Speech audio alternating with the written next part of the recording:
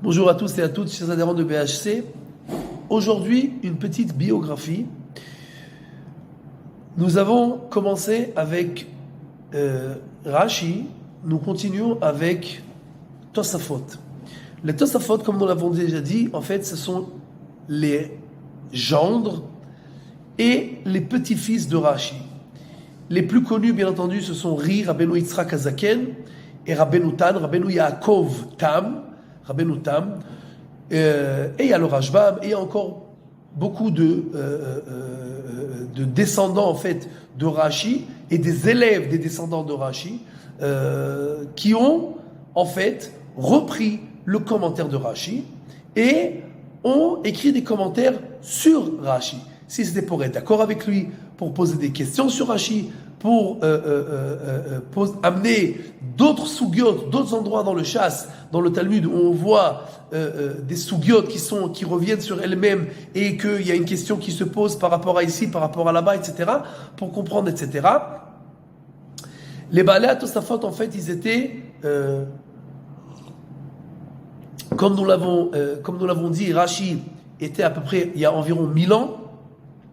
Ses descendants, les Baalei Tosafot, étaient pendant environ 300 ans. Pendant 300 ans, et ils étaient dispersés aussi jusqu'à l'époque des croisades, où alors le commentaire de Tosfot a été clos, d'accord. Mais donc pendant 300 ans, les Baalei Tosafot, ils étaient dispersés en Europe, et ils ont écrit leurs commentaires.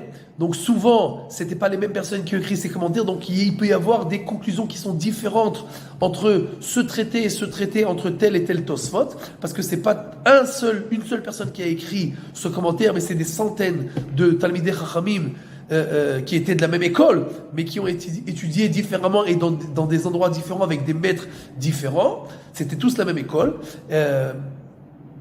Mais à des époques différentes, donc il peut y avoir des conclusions qui sont différentes. Pour comprendre et pour terminer avec quelque chose de quand même, c'est une histoire un peu terrible, d'accord, qui a trait au Tosafot. Le Rabbi Shaya Greineman, le Rosh Yeshiva de Kfar Ganim, et il a raconté cette histoire, mais cette histoire, je l'ai entendue moi de plusieurs personnes et écrite dans plusieurs endroits. Il y avait un Avrer dans une région qui était un vrai désert de spiritualité, et il n'y avait pas de mikvé là-bas, ni pour les hommes, ni pour les femmes. Et donc, il a fait Messirut Nefesh dans sa maison. Il n'avait pas une grande maison, mais il a réussi à construire dans sa maison un mikvé. D'accord? Il a investi énormément d'argent, énormément de temps, énormément d'énergie, etc. pour construire ce mikvé pour les Akot et Arabi, pour que les gens ils puissent aller au mikvé comme il faut.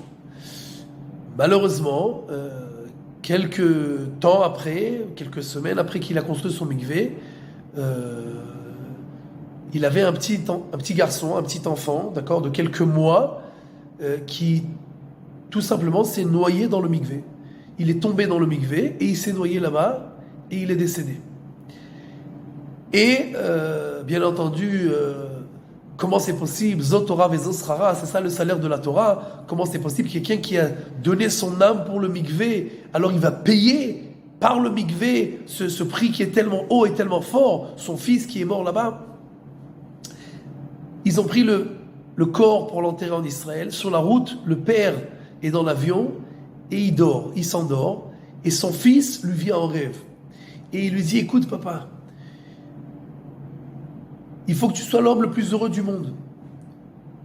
Pourquoi? Parce que tu as eu le mérite énorme que je vienne mourir chez toi.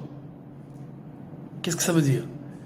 Il dit, dans ma réincarnation avant, j'étais un des Baalei Tosafot. Un des derniers Baalei Tosafot.